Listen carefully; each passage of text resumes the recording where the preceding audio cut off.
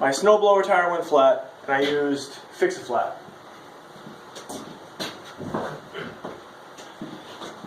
This stuff, I got it at Home Depot.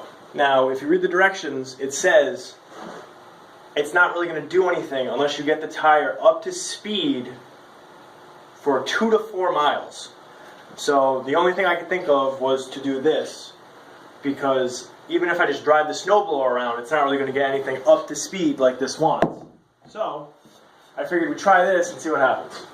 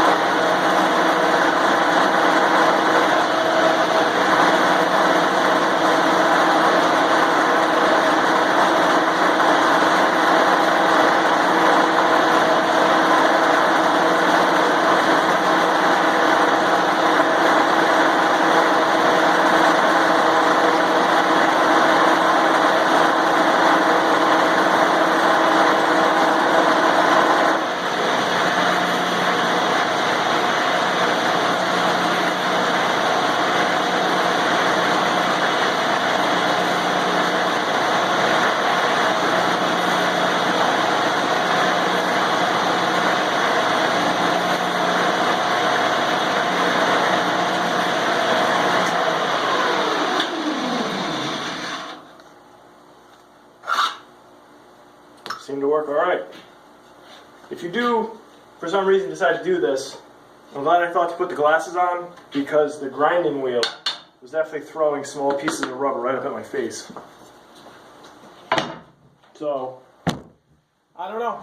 I guess we'll see if this holds, because even before I did this, it would keep air for like a day or two and then slowly leak, but it seems to be all right. It's definitely more pressure in it before I did that. I mean, since I've done that. So it's definitely, I don't know.